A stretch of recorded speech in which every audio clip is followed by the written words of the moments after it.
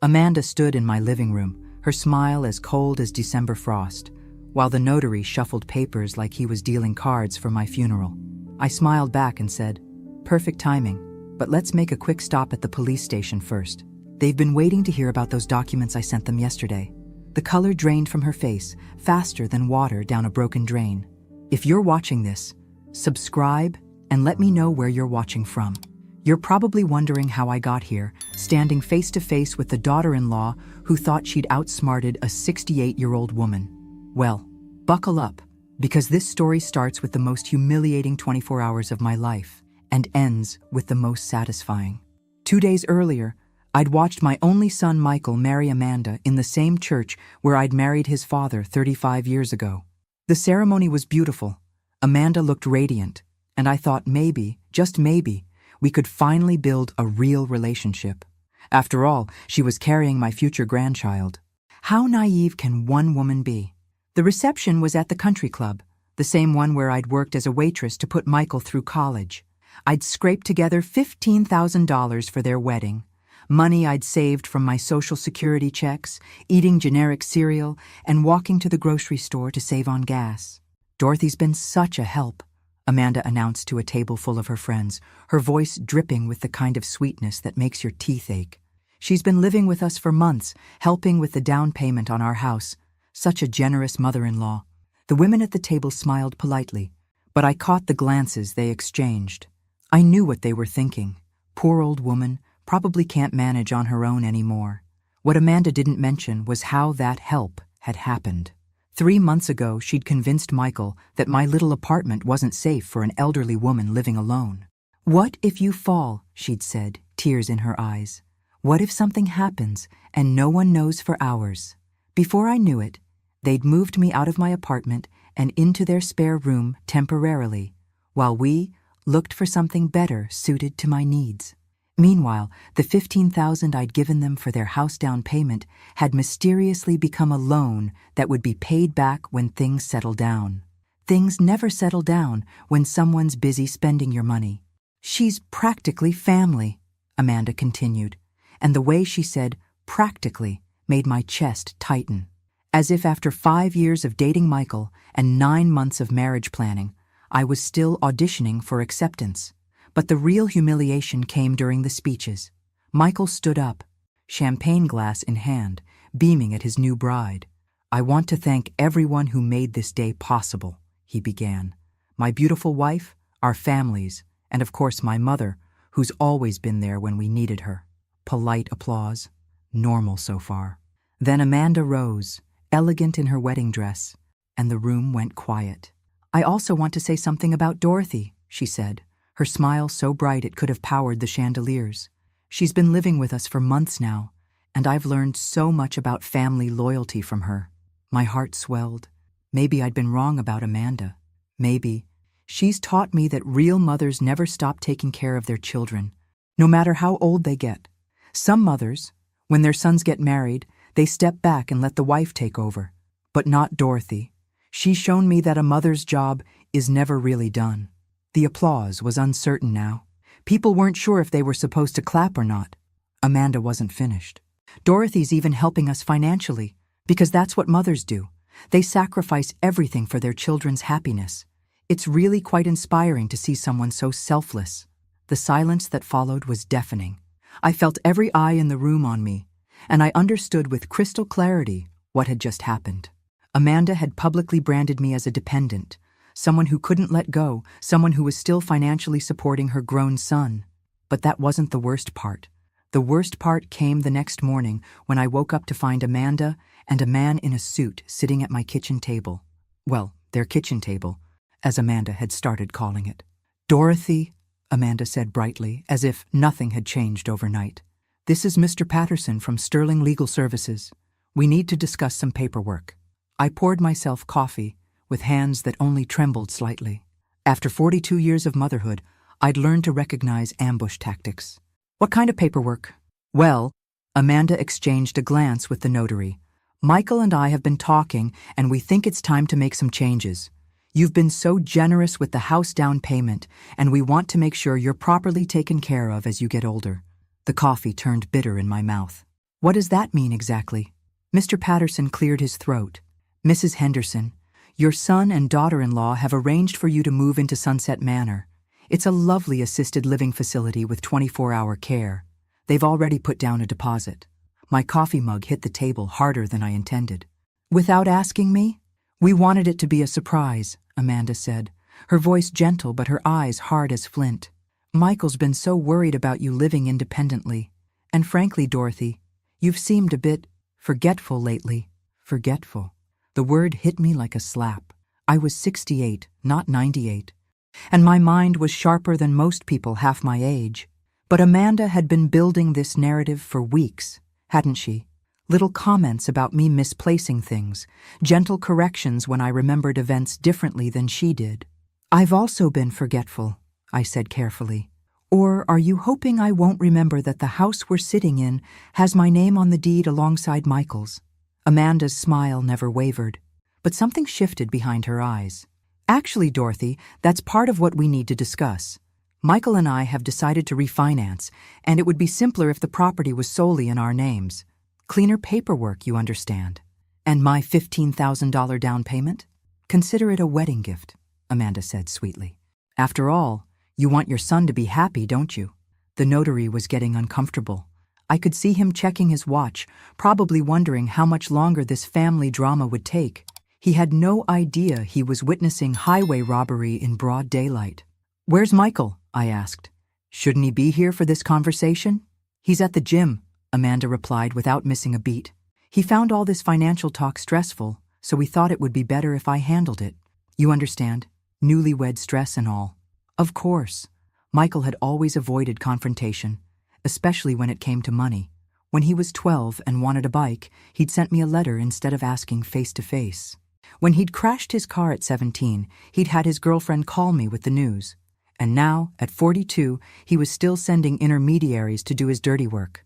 Mrs. Henderson, the notary said gently, I do need to inform you that according to these documents, you'd be signing away all claim to the property in exchange for having your assisted living costs covered for the first year. 1 year. They were buying me out of my own investment for 1 year of nursing home care. And after that year? I asked.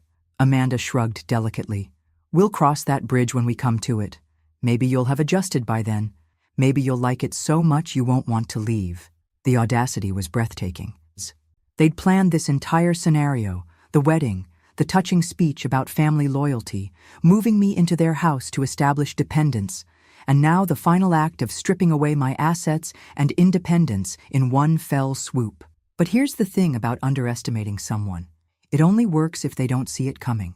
I need some time to think about this, I said, standing up from the table. Amanda's mask slipped for just a moment. Dorothy, Mr. Patterson has other appointments today. It would be much more convenient if we could just handle this now. I'm sure it would be, I replied. But I'm not signing anything today. The notary looked relieved. Of course, Mrs. Henderson. Take all the time you need. These are big decisions. After they left, I sat alone in the living room I'd helped furnish, looking at the walls I'd helped paint, in the house I'd helped buy. Amanda had made one crucial mistake in her master plan. She'd forgotten that I'd been Michael's mother for 42 years, which meant I'd been dealing with his schemes and evasions since before she was born. And I'd learned a few things about playing the long game. That afternoon, while Amanda was out getting her post-wedding manicure touched up, I did something I hadn't done in months. I went through my own paperwork. The documents I'd kept in the fireproof box that Amanda had insisted we store somewhere safe in their bedroom closet.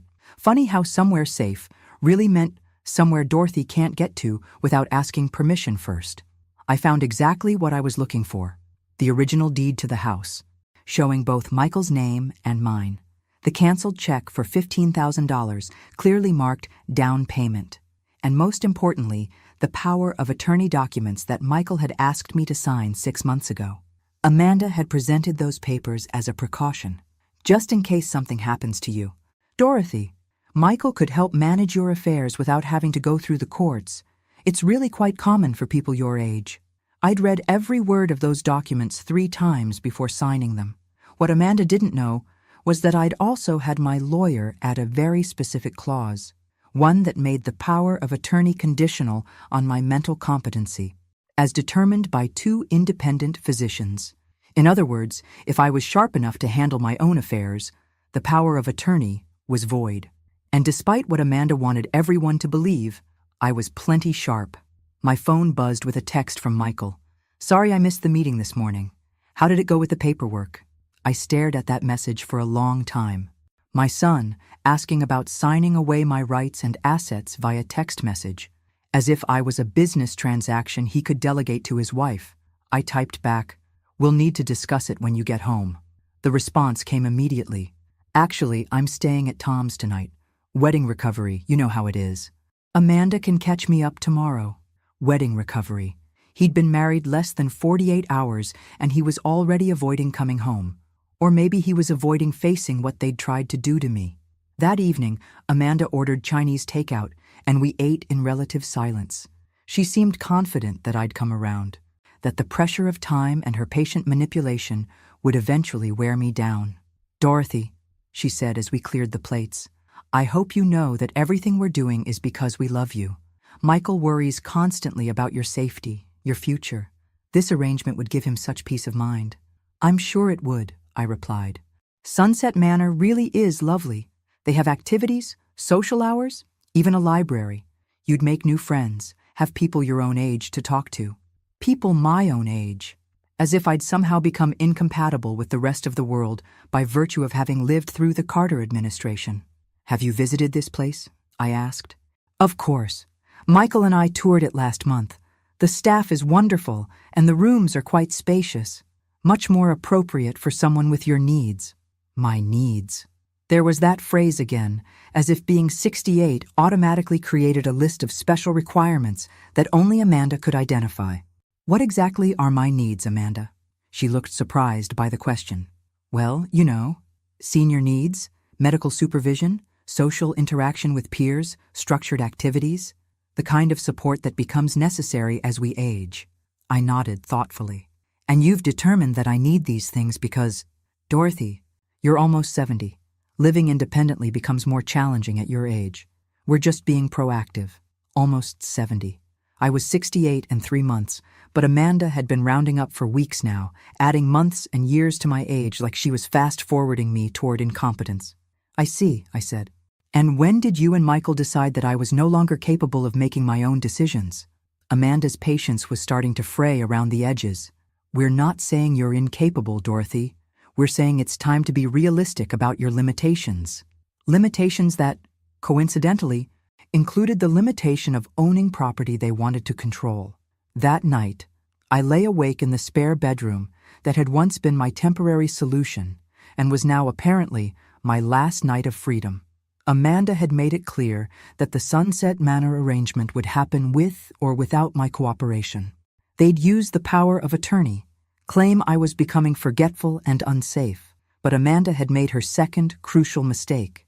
She'd assumed that a woman who'd raised a son alone, who'd worked double shifts and night jobs, who'd survived the death of a husband and built a life from nothing, would be easy to manipulate.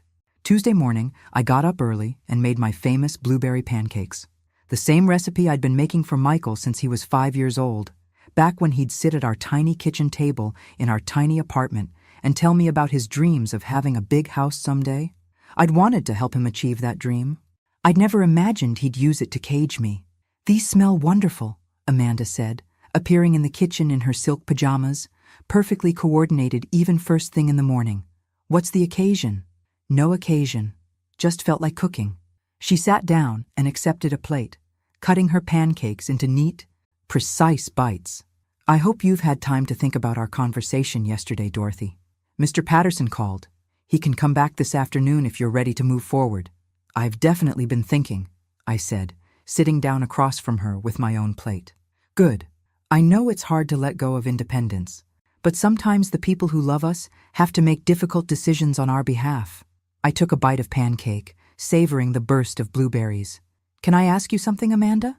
"Of course. What made you decide that I needed assisted living?" She looked puzzled. "Well, as I said, your age. Your safety." "No, I mean specifically. What incident made you think I wasn't safe living independently?" Amanda paused, her fork halfway to her mouth. It's not about one incident, Dorothy. It's about overall vulnerability. But there must have been something that triggered this concern. A fall? Confusion? Forgetting to turn off the stove? Not exactly, but wandering outside at night? Getting lost? Having trouble managing medications? Dorothy, it's not about waiting for something terrible to happen. It's about being proactive. I nodded slowly. So you can't point to a single instance where I've demonstrated the kind of cognitive or physical decline that would warrant assisted living. Amanda was getting flustered. The overall picture of a woman who manages her own finances, maintains her own health, drives safely, cooks meals, and engages in normal social activities. You've been living with us for months. Because you convinced me my apartment wasn't safe, but I've been taking care of myself in that apartment for 12 years without incident. Amanda set down her fork, her pleasant morning demeanor cracking. Dorothy, I don't understand why you're making this so difficult. We're trying to help you. Are you? I asked quietly. Or are you trying to help yourselves to my assets? The silence that followed was so complete, I could hear the refrigerator humming in the corner. How dare you? Amanda whispered, her face flushing red. How dare you accuse us of theft? I'm not accusing anyone of theft. I'm asking a legitimate question. If this arrangement is truly about my well-being, why does it coincidentally result in you gaining full ownership of a property I helped purchase? Amanda stood up abruptly, her chair scraping against the floor. I don't have to listen to this. You're being paranoid and hurtful. Am I? Then let's modify the arrangement. I'll consider assisted living, but the house stays in both names, mine and Michael's. That way, you get the peace of mind about my safety, but I maintain my financial security. That's not. The paperwork is already drawn up. Paperwork can be changed. Amanda stared at me for a long moment, and I saw something ugly flicker across her face, something calculating and cold that made my skin crawl. You know what your problem is, Dorothy? She said finally. You can't let go. You can't accept that Michael has a wife now, a family of his own. You want to keep controlling his life, keeping him dependent on you financially and emotionally. The accusation hit like a physical blow. That's not true, isn't it? You moved in here, you inserted yourself into our marriage, you make him feel guilty every time he tries to build a life separate from you. This isn't about the house, Dorothy. This is about you refusing to accept that your role in Michael's life has changed. I felt tears sting my eyes because there was just enough truth in what she said to hurt. I had been struggling with Michael's marriage, with feeling displaced and less important. But that didn't mean I deserved to be stripped of my independence and assets. Even if that were true, I said, my voice steady despite the pain in my chest, it wouldn't justify deception and financial exploitation. Amanda laughed, a sound like breaking glass. Financial exploitation? You gave us that money freely? Dorothy, you moved in here by choice. Nobody forced you to do anything. After you systematically undermined my confidence in my ability to live independently. I what? The comments about my forgetfulness, the suggestions about my safety, the gradual erosion of my autonomy. You've been setting this up for months. Haven't you? Amanda's face went very still. For just a moment, her mask slipped completely, and I saw the cold calculation underneath. That's when I knew for certain that this wasn't about my well-being at all. You're being ridiculous, Amanda said, but her voice had lost its honeyed sweetness. Now she sounded like what she really was, a woman whose carefully laid plans were being questioned by someone she'd underestimated. Am I? I stood up and walked to the kitchen drawer, where I'd been keeping my important papers. Let's talk about timing, Amanda. I pulled out a small notebook where I'd been tracking something very specific over the past 3 months. March 15th, I read aloud. You mentioned that I'd left the stove on after making breakfast.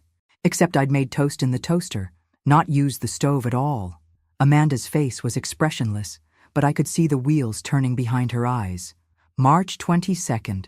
You told Michael I'd forgotten our dinner plans and made other arrangements. Except we never had dinner plans. You'd canceled on me that morning. I flipped the page. April 3rd. You suggested I was having trouble following conversations because I'd asked you to repeat something. What I'd actually asked was for you to speak louder because you were whispering. Dorothy, I don't know what you think you're proving. April 18th. You mentioned to the neighbor that I'd gotten confused about what day it was. I'd asked if it was Tuesday or Wednesday because I'd lost track during my recovery from the flu, which you failed to mention to her. I could see Amanda calculating, trying to figure out how much I knew, how much I could prove. You've been building a case against my mental competency for months, I continued. Every minor mistake, every normal senior moment, every instance of being tired or sick. You've been cataloging it all and presenting it as evidence of decline. You're being paranoid. Am I? Then why did you tell the wedding planner that I was getting confused about details when I simply disagreed with your choice of flowers? Amanda was quiet now, her jaw clenched. And why, I continued, did you tell Michael that I was becoming fixated on money matters when I asked reasonable questions about how my $15,000 was being spent? Because you were being inappropriate. Inappropriate how? By wanting to know what happened to my own money? Amanda exploded. It's not your money anymore, Dorothy. You gave it to us. You can't give someone a gift and then spend the rest of your life questioning how they use it. A gift? I laughed, but there was no humor in it. When exactly did my contribution to your down payment become a gift? Because I have the original paperwork right here, and it's very clearly documented as a loan. I pulled out the folder I'd retrieved from their bedroom closet, the one Amanda thought was safely locked away from my forgetful old fingers. A loan that you and Michael agreed to repay within 2 years, with my name remaining on the deed as security until repayment was complete. Amanda went very pale. You weren't supposed to... Michael said he'd explained. Michael said a lot of things, but what matters is what's written down, isn't it? I spread the documents on the kitchen table like a winning poker hand. Loan agreement, deed with both names, power of attorney with mental competency clause. And my personal favorite, the email from you to Michael from 2 months ago. Amanda's eyes went wide. What email? The one where you wrote, and I quote, "We need to move faster on the Dorothy situation. She's asking too many questions about the money, and I'm worried she's going to cause problems with the refinancing." The silence stretched between us like a chasm. You went through my private messages? You went through my private life and systematically dismantled it. I'd say we're even. Amanda sat down heavily, her perfect composure finally cracking.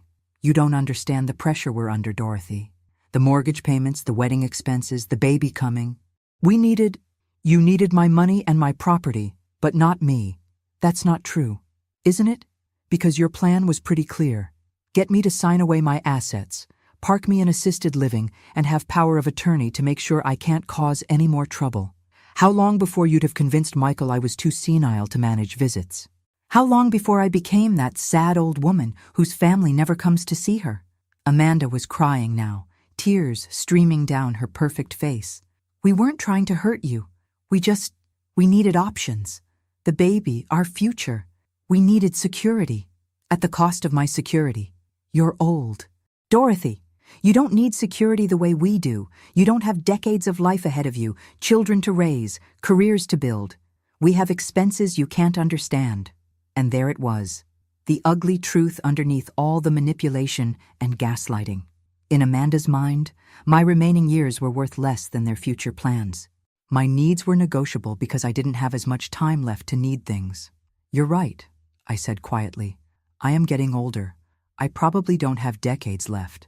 Amanda looked hopeful for the first time that morning. Which is exactly why, I continued, I'm not going to spend whatever time I have left being manipulated and controlled by someone who sees me as disposable. The hope disappeared from her face. I'm not signing your papers, Amanda. Not today, not tomorrow, not ever. And if you and Michael want me out of this house, you're going to have to follow legal procedures, which means proving I'm actually incompetent, not just inconvenient. That's when Amanda made her third and most crucial mistake. She decided to get mean. You selfish, bitter old woman, Amanda hissed, all pretense of caring daughter-in-law evaporating like morning mist. Do you have any idea what you're doing to Michael? To our marriage? I'd been waiting for this moment. The moment when her mask would slip completely and show me who she really was underneath all that practiced sweetness. Enlighten me, I said calmly. You're destroying his happiness. He's torn between his wife and his mother, and you're making him choose. What kind of mother does that to her own son? The kind who taught him that love doesn't come with price tags. Amanda laughed, sharp and bitter. Love? You call this love? You're emotionally blackmailing him, making him feel guilty for having his own life.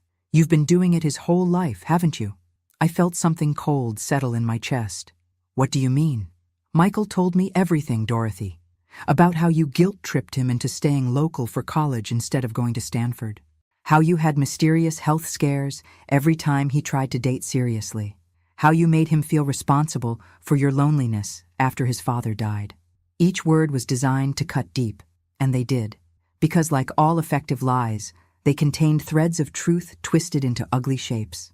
I supported his college choice, I said quietly. After you cried about how you'd be all alone, how you'd worked so hard to put him through school, and wouldn't it be nice if he stayed close enough to visit regularly? Had I said those things? Maybe. I'd been lonely, scared about facing empty nest syndrome and widowhood simultaneously. But I'd never tried to control his choices. And the health scares? Amanda continued, sensing weakness. The chest pains when he started getting serious with Jennifer in college. The dizzy spells when he was planning to move to Chicago with Sarah. My mouth went dry. Those health issues had been real. Stress-induced, but real. The doctor had confirmed it. But the timing. You've been manipulating him for years, Dorothy. Making yourself the center of his world by playing the victim. And now you're doing it again. I'm not. Yes, you are. You're making him choose between his mother and his pregnant wife. You're forcing him to pick between your comfort and his family's future. What kind of person does that? The accusations hit like physical blows because there was enough truth in them to sting. Had I been too dependent on Michael over the years? Had I unconsciously guilt-tripped him into staying close? But even if I had, it didn't justify what they were doing now. Even if everything you just said is true, I managed. It doesn't give you the right to defraud me. Defraud? Amanda's voice rose to a near shriek. We're trying to take care of you. We're trying to make sure you have a safe place to live and medical care when you need it. By stealing my assets and warehousing me in a facility I never chose. By making sure you don't end up alone and helpless with no one to look after you. I'd rather be alone than be with people who see me as a burden to be managed. That's when Amanda showed me exactly how much she'd been holding back. Fine, she said, her voice deadly calm. You want to play hardball, Dorothy? Let's play hardball. You have 24 hours to reconsider your position. Or what? Or I tell Michael about the pills. My blood turned to ice water. What pills? Amanda smiled, and it was the most frightening expression I'd ever seen on a human face. The Xanax I found in your purse. The prescription that isn't yours. The medication you've been hiding from us. I stared at her, understanding dawning like a slow sunrise. Those were Sarah Martinez's pills. She asked me to pick up her prescription because she couldn't get off work. I was dropping them off to her this afternoon. Can you prove that? Sarah can confirm? Sarah Martinez, who moved to Phoenix last month? That's Sarah Martinez? The room spun slightly. Sarah had moved, yes, but she'd asked me to pick up her prescription as a favor before she left, to save her a trip to the pharmacy. The pills were still in my purse because I'd forgotten to give them to her before she moved. You're going to claim I'm abusing prescription medication that isn't mine. I'm going to express concern about your judgment and your potential addiction issues.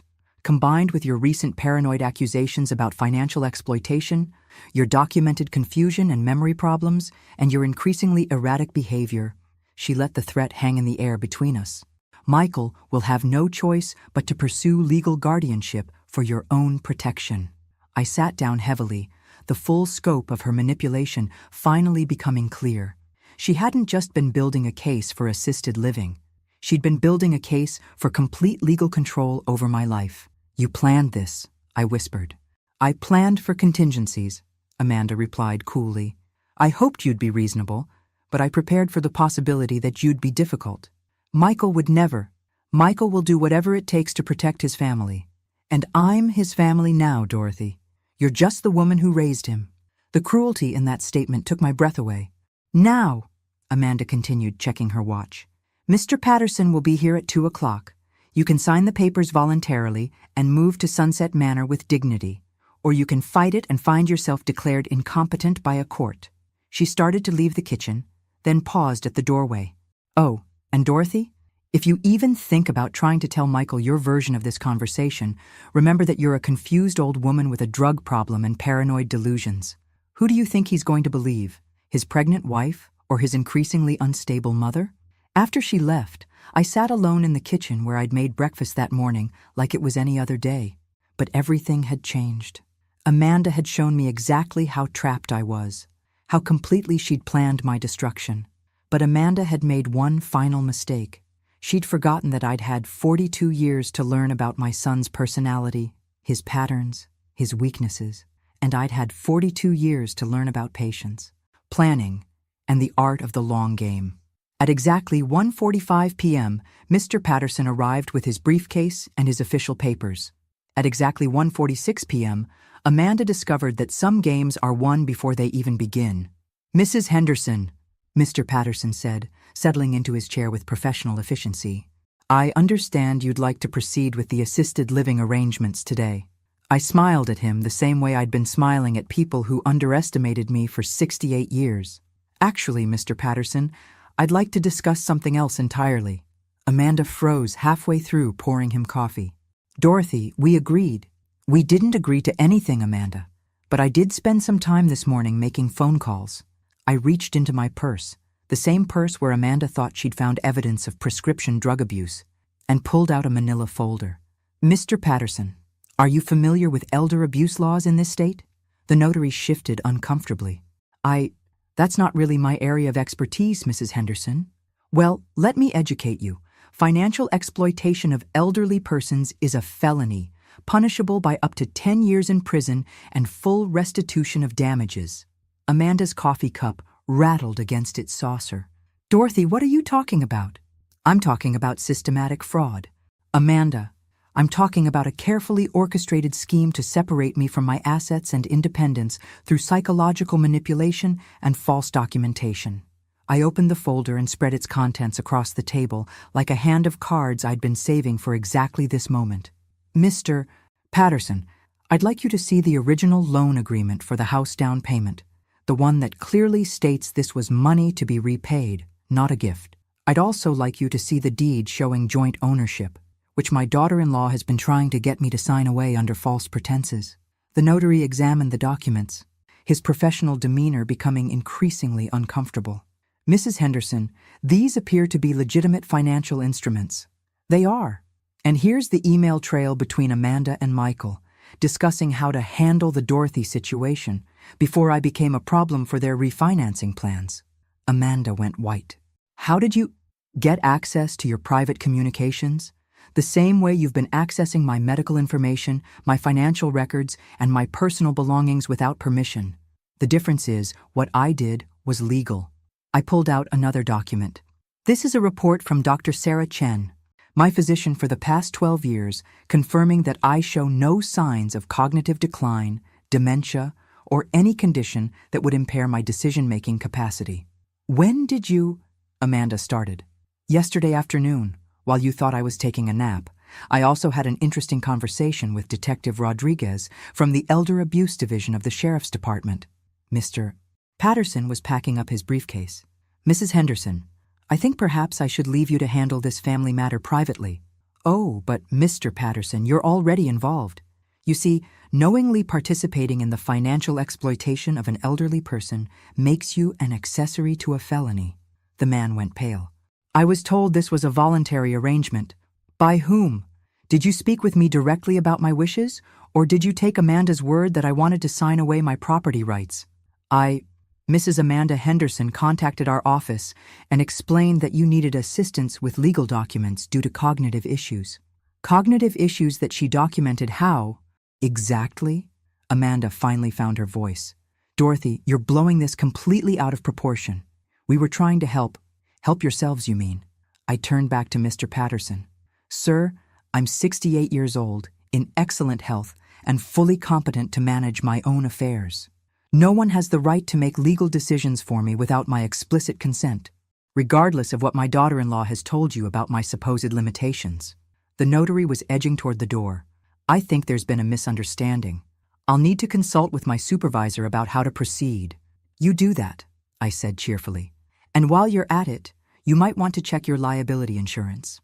I imagine it covers mistakes, but fraud is another matter entirely. After he left, Amanda and I sat in silence for a long moment. When she finally spoke, her voice was small and desperate. Dorothy, please, you don't understand the position we're in. The debt, the expenses. I understand perfectly. You bit off more than you could chew, and instead of facing the consequences like adults, you decided to solve your problems by robbing your husband's mother. It wasn't supposed to be robbery. It was supposed to be redistribution. You don't need all that money at your age, and we have decades ahead of us. Children to raise. There it is again. My age as justification for your greed. Amanda was crying now, tears streaming down her face. What do you want from us, Dorothy? What will it take for you to just let this go? I stood up and walked to the window, looking out at the garden I'd helped plant, the fence I'd helped repair, the life I'd helped them build. I want my $15,000 back, with interest. I want my name removed from this deed, and I want you both to sign a document acknowledging that you attempted to defraud me. We can't pay you back $15,000. We don't have that kind of money. Then you'll need to figure it out. Sell some of that new furniture you bought with my mortgage payments, cancel your Tuscany vacation, get a second job. And if we refuse? I turned back to face her, and I let her see exactly how much steel was underneath my pleasant grandmother exterior. Then I filed charges, and we let a jury decide whether your financial desperation justifies elder abuse. That evening, Michael finally came home. I heard him in the driveway, heard Amanda rushing to meet him at the door, heard the urgent whispered conversation that followed. 20 minutes later, he knocked on the door of the spare bedroom where I was packing my belongings. Mom, can we talk? I looked up from folding the sweater I'd bought with my first Social Security check. Of course, sweetheart. Come in. He looked terrible, pale, exhausted, like a man who'd just discovered his whole life was built on quicksand, which, in a way, it was. Amanda told me about today, about the accusations you're making. They're not accusations, Michael. They're facts backed up by documentation. He sat down heavily on the edge of the bed. Mom, I need you to understand something. Amanda and we never meant to hurt you. But you did hurt me. The question is whether you meant to, or whether you just didn't care enough to think about the consequences. That's not fair, isn't it? You let your wife convince you that I was becoming incompetent without bothering to talk to my doctor. You planned to put me in assisted living without visiting the facility or asking what I wanted. You were going to strip me of my property rights without even having the courage to be present for the conversation. Michael flinched. The gym thing. I was scared, Mom. I didn't know how to handle it. So you let Amanda handle it instead. She said she'd take care of everything. Make it easy for you. Make it easy for me to be robbed, you mean? It wasn't robbery. God, Mom, you make it sound like we're criminals. I stopped packing and looked at my son, really looked at him. At 42, he still had the same face he'd had at 12, when he'd broken Mrs. Patterson's window with a baseball and tried to convince me it had been an accident. What would you call it, Michael? Taking someone's money under false pretenses? Attempting to have them declared incompetent so you can control their assets? Systematically undermining their confidence and independence? We were trying to protect you. From what? From living my own life with my own money and my own home? From being alone and vulnerable? From falling and lying there for hours with no one to help? From being taken advantage of by people who don't love you? The irony was so thick you could cut it with a knife. The only people who've tried to take advantage of me, Michael, are you and your wife. He put his head in his hands. I don't know how this got so messed up. It got messed up because you stopped seeing me as a person and started seeing me as a problem to be solved. That's not true. When was the last time you asked me what I wanted? Michael, not what Amanda thought I needed, not what you decided was best for me, but what I actually wanted for my own life. He was quiet for a long time. I don't remember. Neither do I. And that's the real tragedy here, isn't it? Somewhere along the way, my feelings and preferences became irrelevant to decisions about my life. Mom, what do you want us to do? Amanda says you want us to pay back the down payment money, but we can't. It's gone. It's tied up in the house. Then sell the house. We can't sell the house. Amanda's pregnant. We need the space, the neighborhood. You need a lot of things, Michael, but none of them are more important than my right to be treated with honesty and respect." He looked up at me with desperate eyes. "There has to be another way, some compromise we can work out." The compromise was supposed to be the original loan agreement. I give you money to help with the down payment, you pay me back over 2 years. But Amanda decided that wasn't good enough. She wanted it all, my money, my property rights, and my independence. "She's scared, Mom. We both are. The baby, the expenses, the pressure, and you thought the solution was to make your fear and pressure my problem to solve." Michael was crying now, tears streaming down his face like he was 12 years old again. "I'm sorry, Mom. I'm so sorry. I don't know how to fix this." I sat down beside him on the bed and took his hand the way I had 1,000 times when he was growing up, and the world seemed too big and scary. "Michael, I love you more than life itself. I always have, and I always will. But love doesn't mean letting people hurt you without consequences. What are you going to do?" "I'm going to move out tomorrow. I've already arranged a rental apartment across town. You don't have to." "Yes, I do. I can't live with people who see me as a burden and a bank account." "And the money?" I squeezed his hand gently. "You have 30 days to come up with a repayment plan. If you can't, we'll let the courts sort it out." He nodded miserably. "I understand. I hope you do, sweetheart. Because this isn't just about money. This is about whether you're going to be the kind of man who stands up for what's right, even when it's difficult." After Michael left, I finished packing my few belongings. Tomorrow, I'd start over again at 68 years old. It wasn't the retirement I'd planned, but it was better than the alternative. And Amanda still didn't know about the phone call I'd made to her mother that afternoon. 3 weeks later, I was settled into my new apartment, a cozy one-bedroom place with a view of the park and neighbors who remembered what it meant to look out for each other. The building was full of active seniors who played cards, organized potluck dinners, and treated each other with the respect that Amanda had found so difficult to manage. I'd heard nothing from Michael or Amanda since moving out. No phone calls, no texts, no attempts to negotiate or apologize. The silence spoke volumes about their priorities. But I wasn't alone in my new life. "Dorothy, dear, you have a visitor," called Mrs. Chen from the lobby intercom. I wasn't expecting anyone, but when I looked through the peephole, I saw a woman about my age holding a plate covered with aluminum foil. "Mrs. Henderson? I'm Patricia Winters, Amanda's mother." I opened the door, curious about what Amanda's mother could possibly want with me. Patricia Winters was elegant in the way that comes from decades of good breeding and careful attention to appearance. But her eyes were tired, and there was something apologetic in her posture. "Please, come in," I said. "Can I offer you some tea?" "That would be lovely. Thank you." We sat in my small living room, the afternoon light streaming through windows that overlooked a garden I was already planning to help tend come spring. "Mrs. Henderson," Patricia began, "I owe you an apology. Please call me Dorothy. And what could you possibly need to apologize for? For not raising my daughter better than this." I set down my teacup, surprised by her directness. "When you called me 3 weeks ago and told me what Amanda had done, my first instinct was to defend her. No mother wants to believe their child is capable of such cruelty. But I've known Amanda for 34 years, and if I'm honest, I've seen this pattern before." Patricia sighed deeply. "When Amanda was in college, there was an incident with her roommate's credit cards. Amanda claimed it was a misunderstanding, that she'd borrowed money and intended to pay it back. We believed her, paid for a lawyer, made it go away." My chest tightened. There were other incidents? Her first marriage ended when her husband discovered she'd been taking money from his elderly father's checking account. Again, Amanda claimed it was temporary, that she was helping the old man manage his finances. But the bank records told a different story. I stared at Patricia, pieces of a larger puzzle falling into place. "Michael doesn't know about this, does he?" Amanda made me promise never to tell anyone. She said she'd learned her lesson, that she was different now. I wanted to believe her. "But now you don't." Patricia reached into her purse and pulled out a thick envelope. "This is $15,000, Dorothy. Cash." I stared at the envelope like it was a snake.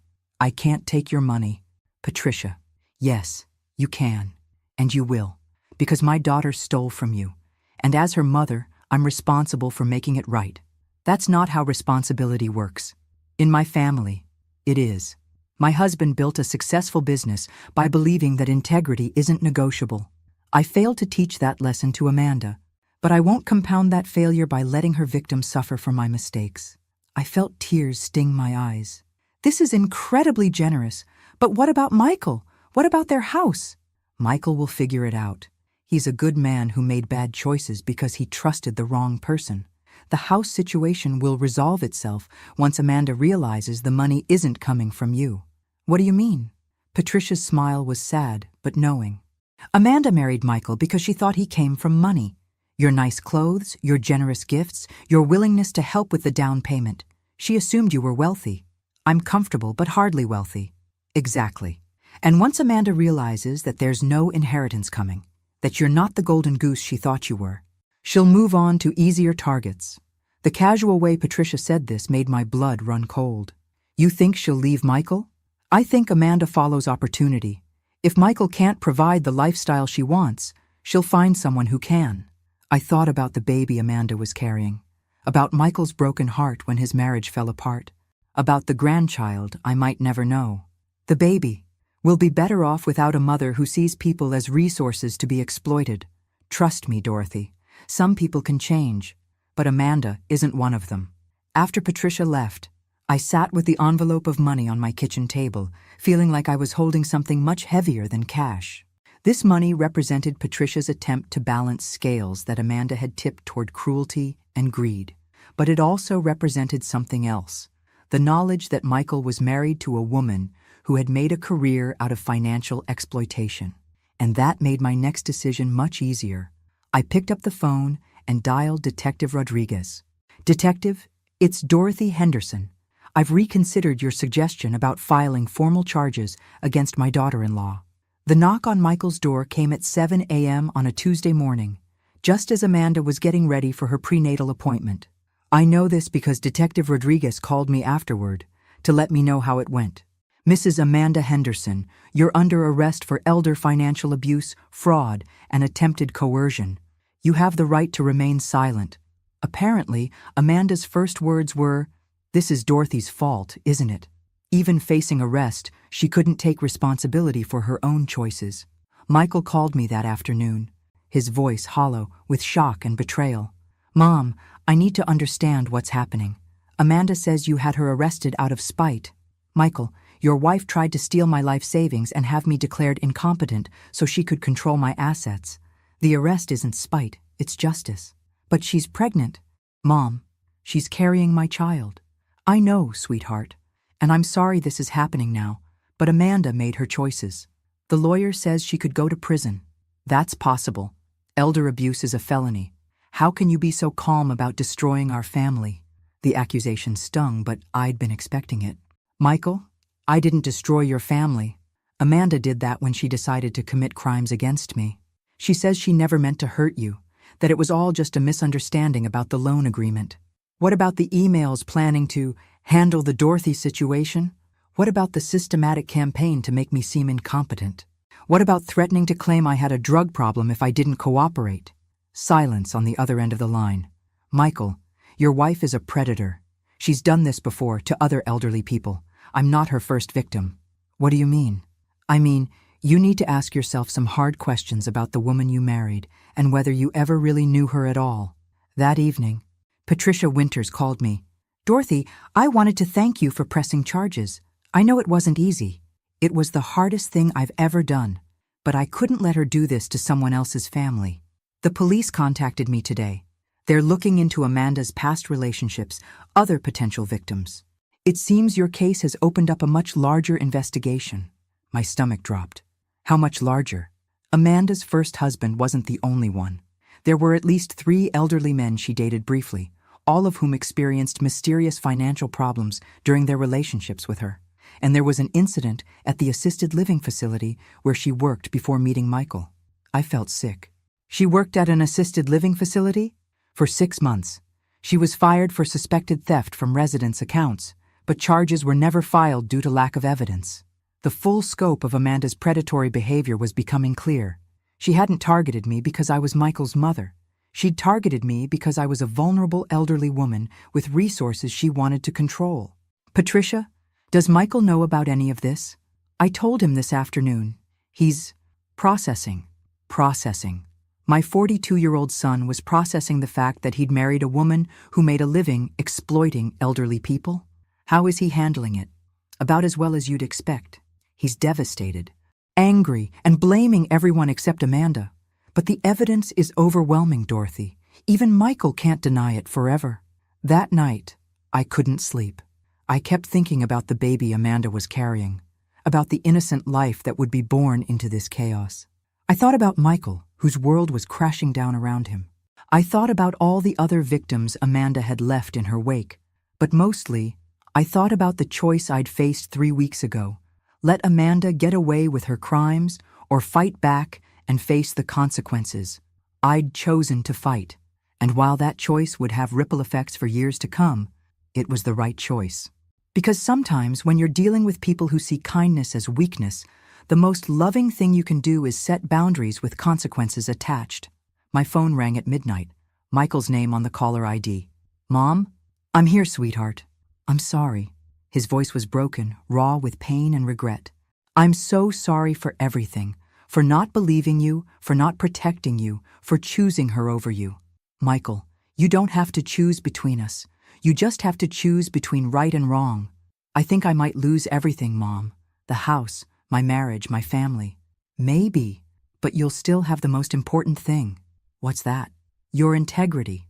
And the chance to be the kind of man your father would be proud of. He cried then, deep sobs that came from somewhere primal and broken. And I cried with him, for the innocence we'd both lost, for the family we'd thought we were building, for the grandchild who would grow up in the shadow of this betrayal. But beneath the grief, there was something else. Relief. Because for the first time in months my son was seeing clearly, and that meant there was still hope for us both. 6 months later, I stood in the courthouse watching Amanda plead guilty to 3 counts of elder financial abuse.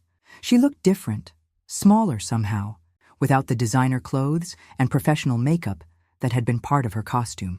Michael sat 2 rows behind me with Patricia Winters. He'd filed for divorce 3 weeks after Amanda's arrest, when the full scope of her criminal history became public. The baby, a little girl, had been born healthy despite the stress of her mother's legal troubles.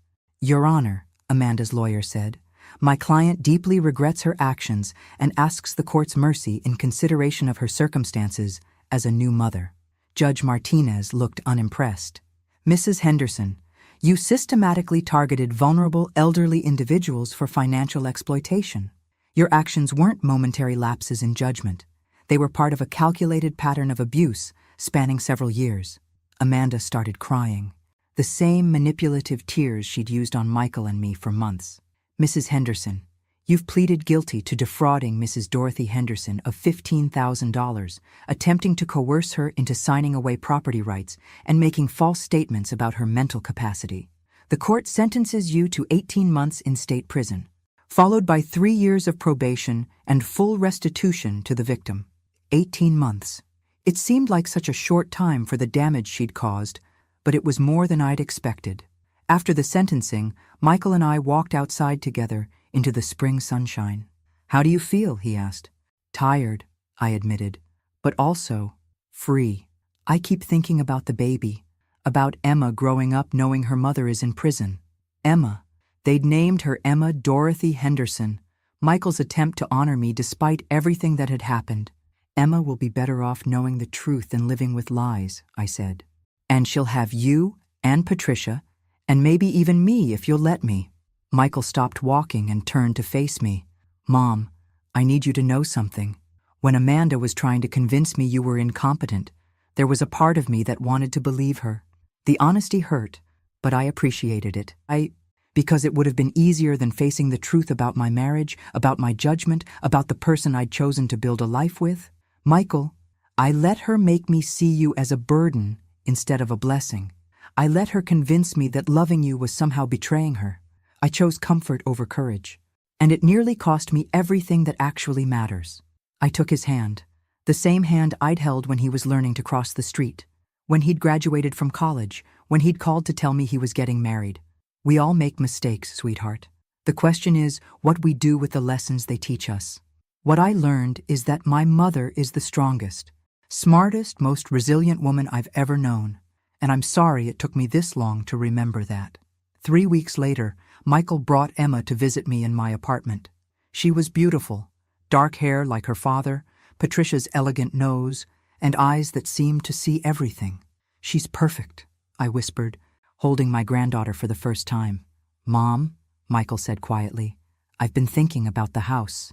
Oh, I can't afford the mortgage payments without Amanda's income, and honestly, I don't want to live there anymore. Too many bad memories." I looked up from the baby's face. "What will you do?" "I want to sell it and give you half the proceeds. It's not exactly what you're owed, but it's a start."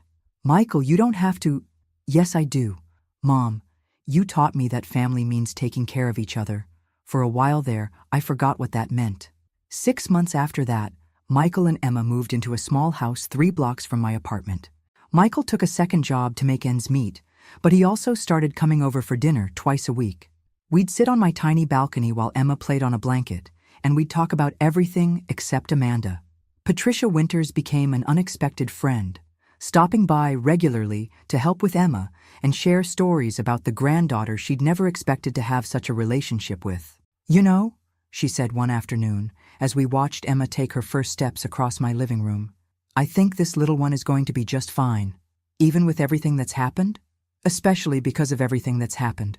She'll grow up knowing that actions have consequences, that integrity matters, and that the women in her family don't back down from bullies." I smiled, thinking about the letter I'd written to Emma, one she wouldn't read until she was old enough to understand. In it, I'd told her the whole story, about her mother's choices, about the importance of standing up for yourself, about the difference between love and manipulation. But mostly, I told her about the power that comes from refusing to be anyone's victim, no matter how much they might try to convince you that you're too old, too weak, or too inconvenient to matter. 6 months later, watching Emma take her first steps in my living room, I realized Amanda had actually given me the greatest gift of all. She'd reminded me who I really was. A woman who doesn't back down, who protects what matters, and who proved that being 68 doesn't mean being powerless. Sometimes the best revenge isn't just justice, it's living well. Thanks for listening. Don't forget to subscribe and feel free to share your story in the comments. Your voice matters.